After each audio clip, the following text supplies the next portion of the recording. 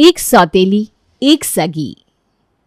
धर्मवीर और उसकी पत्नी कावेरी अपने बेटे ललित के साथ अपने सुंदर से घर में रहते थे।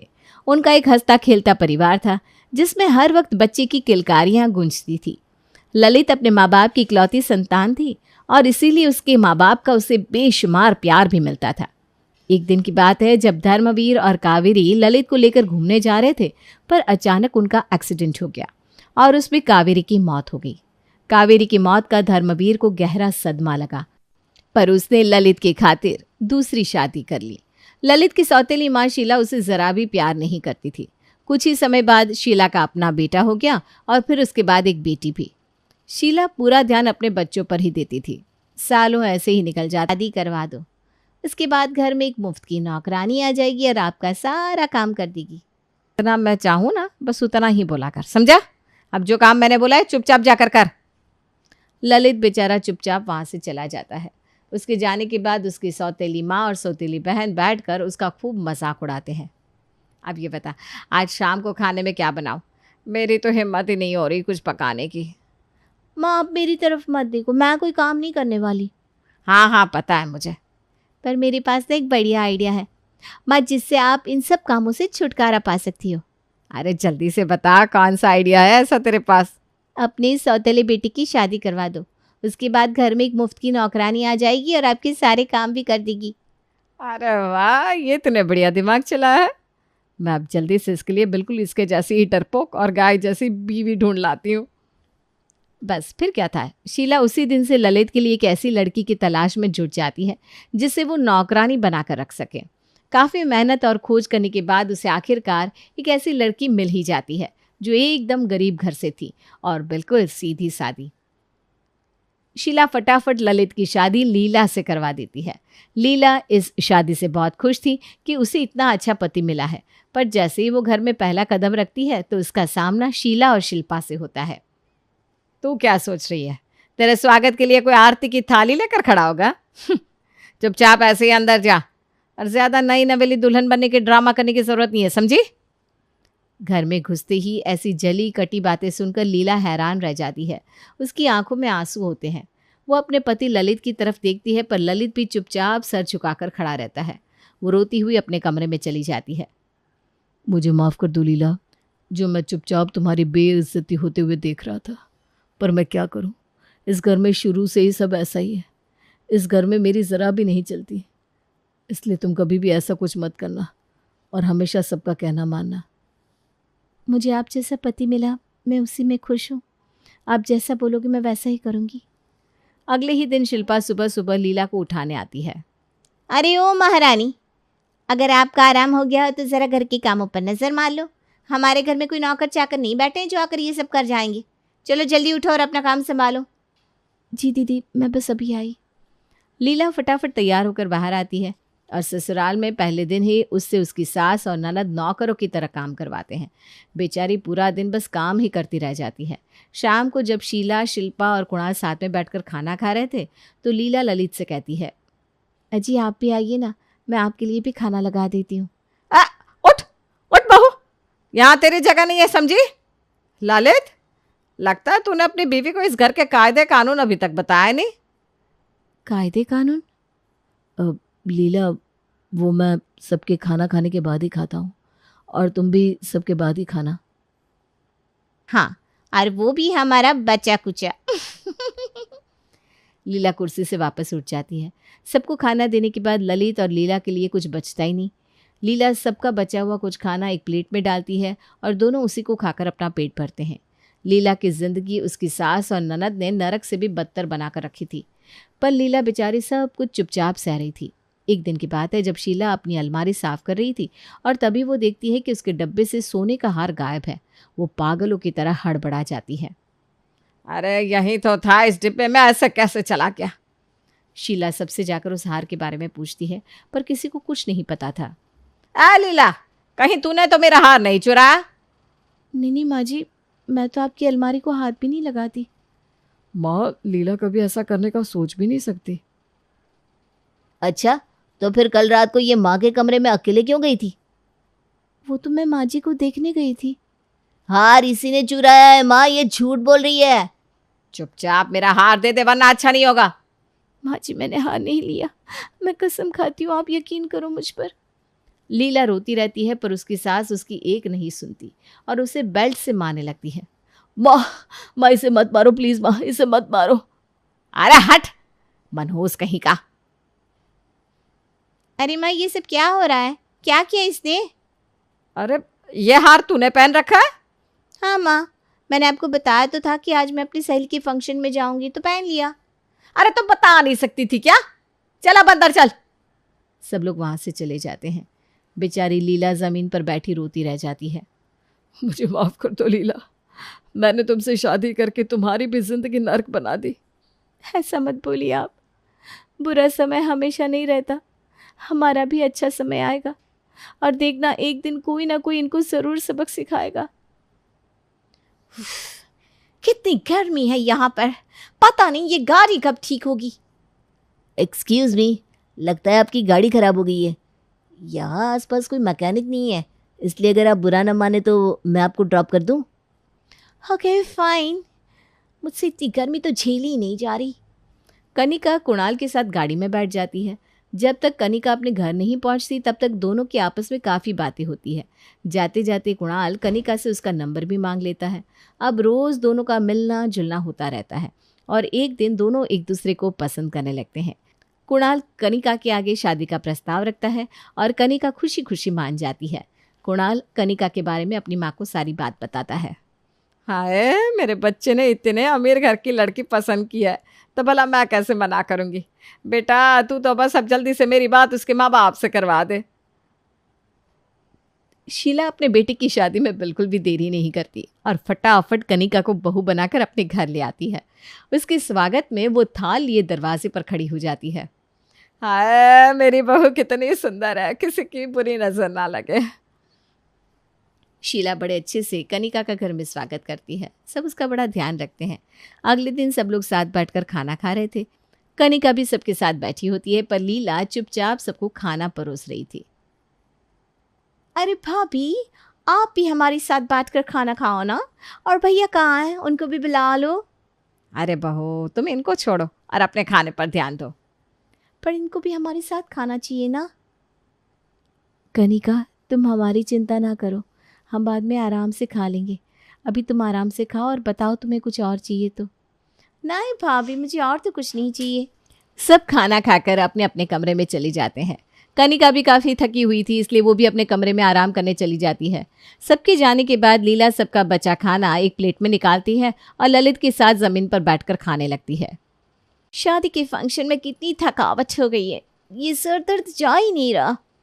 अरे तो सर दर्द की दवाई ले लो ना। मैं भी यही सोच रही थी, मैं किचन से दवाई लेकर आती हूँ। कनिका अपना सर पकड़कर किचन में दवाई लेने जाती है तो वहाँ अपने जेठ जेठानी को ज़मीन पर बैठे देख वो हैरान रह जाती है। भैया भाभी, ये आप लोग यहाँ ज़मीन पर बैठकर खाना क्यों खा रहे हैं? अरे वो ज़मीन पर बैठकर खाने से खाना अच्छे से पच जाता है, बस इसीलिए हम दोनों ऐसे ज़मीन पर बैठकर खाना खाते हैं। ओह ये बात है। मैं ना सर दर्द की दवाई लेने आई थी, आपके पास है क्या? हाँ मैं अभी देती हूँ। लीला कनिका को दवाई देती है और फिर कनिका आराम से जाकर सो जाती है। 2 दिन में कनिका को समझ में आ जाता है कि इस घर में कुछ तो गड़बड़ है। हर कोई ललित और उसकी बीवी लीला के साथ बड़ा बुरा ही बर्ताव करता है। लीला बस हर वक्त कामों में लगी रहती है और फटे पुराने कपड़े पहनती है। आखिर ये चक्कर क्या है? ये सब लोग भैया और भाभी के साथ ऐसा बर्ताव क्यों करते हैं, जैसे वो इस घर के सदस्य ही ना हो? इस बात का पता मुझे लगाना ही पड़ेगा। कनिका अकेले में लीला के पास जाती है और उससे इस बारे में पूछने लगती है पर लीला डर की वजह से कुछ नहीं बताती। कनिका फिर इस बारे में कुणाल से भी बात करती है पर वो भी इस बारे में कोई बात नहीं करता। फिर एक दिन कनिका अपने कमरे में बैठी आराम से बुक पढ़ रही थी, तभी उसे बाहर से शोर सुनाई देता है। कनिका फटाफट बाहर जाकर देखती है तो शिल्पा लीला के ऊपर बुरी तरह चिल्ला रही थी। दीदी मुझसे गलती हो गई, मुझे माफ़ कर दो दीदी। गलती है ये?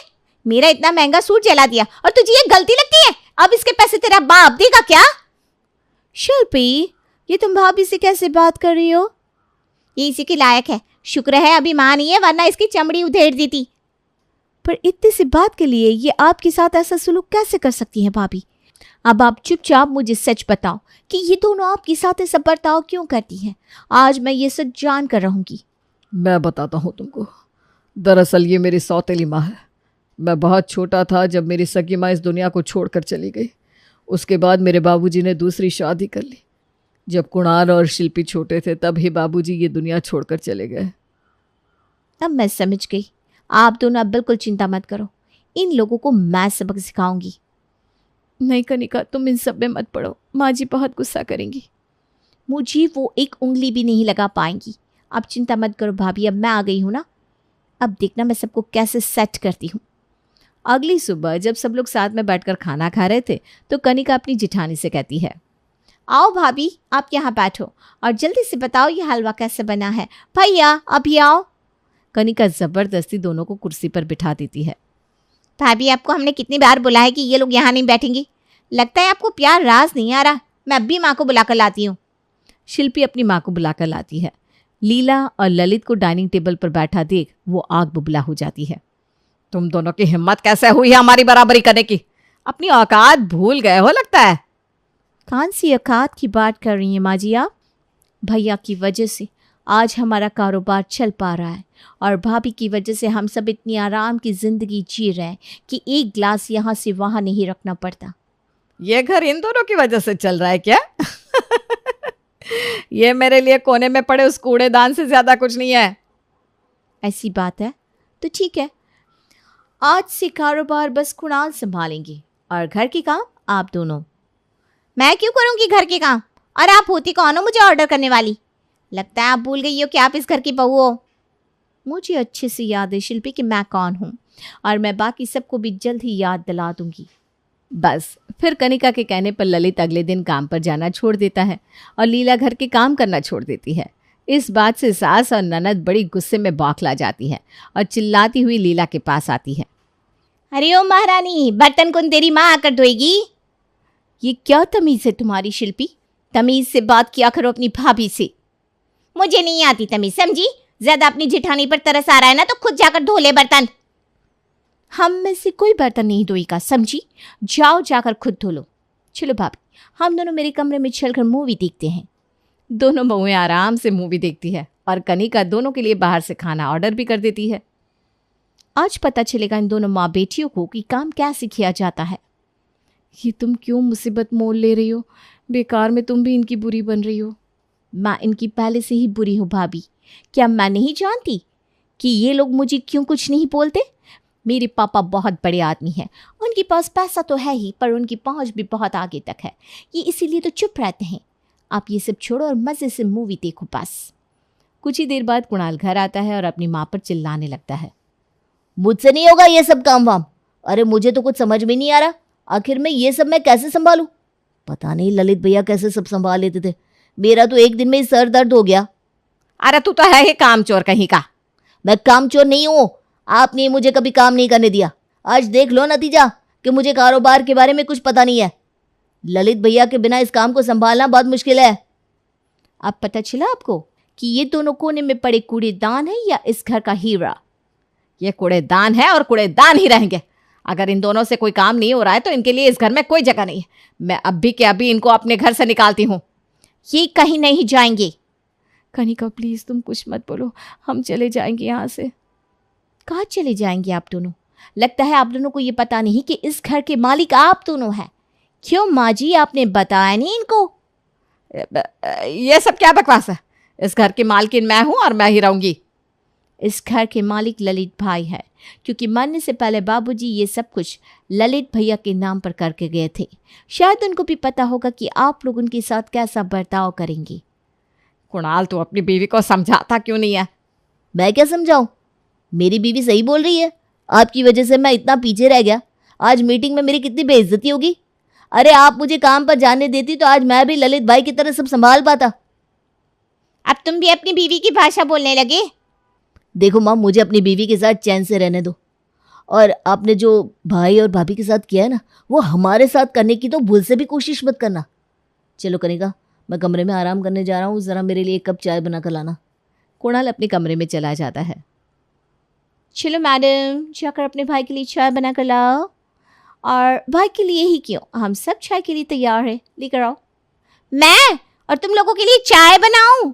चाय क्या खाना भी बनाओगी, वरना घर से बाहर निकाल दी जाओगी। अरे ये जैसे बोल रही है वैसे कर ले, वरना ये तो हमें घर से निकलवा देगी। अब तो इसका पति भी इसी की तरफ हो गया। शिल्पी मुंह बनाकर सबके लिए चाय बनाने जाती है। उसके बाद दोनों माँ बेटी सबके लिए खाना बनाती है और बस डाइनिंग टेबल पर बैठने ही वाले थे कि कनिका उनको रोक देती है। ओ माँ जी, सब्र करो। भैया भाभी पहले आप लोग बैठो, उसके बाद आप बैठना माँ जी। हम आपको अपने साथ ही बैठकर खिलाएंगे, हम आपकी तरह नहीं है ना। चुपचाप शिल्पी और उसकी माँ खाना खाने लगते हैं। कनिका की वजह से ललित और लीला को घर में इतनी इज्जत मिलती है और कोई भी उनके साथ बदतमीजी करने की हिम्मत नहीं कर पाता। ललित और कुणाल दोनों भाई साथ में काम पर जाने लगते हैं। ललित अपने भाई कुणाल को सारे काम अच्छे से सिखा देता है। घर में लीला और कनिका दोनों मिलजुल कर रहती हैं। शिल्पी और उसकी माँ को घर में कोई नहीं पूछता और एक दिन उनको अपने किए पर बड़ा पछतावा होता है। वो दोनों सबसे माफ़ी मांगती हैं। माफ़ कर दो हमको, हमने तुम दोनों के साथ बहुत बुरा बर्ताव किया। आज हमें कोई भी नहीं पूछ रहा, अब हमें समझ में आ रहा है कि तुम दोनों को कैसा लगता होगा। आप माफ़ी मत मांगिए माँ जी। मैंने भी आपके साथ बहुत बदतमीज़ी की है भाभी, प्लीज़ मुझे भी माफ़ कर दो। अरे बस भी करो, ऐसे माफ़ी मत मांगो। ये सब मैंने आप सबको बस सही और गलत समझाने के लिए किया। आज आप समझ गए हो, इससे अच्छी बात क्या हो सकती है। सच में। हाँ, अब हम सब साथ में रहेंगे प्यार से। पूरा परिवार एक हो जाता है और सब मिलजुल कर रहने लगते हैं। घर में बस खुशियां ही खुशियां होती है। ललित को उसकी सौतेली माँ उसे एक सगी माँ की तरह प्यार करने लगती है और वो दिन ललित के लिए सबसे बड़ा खुशी का दिन होता है।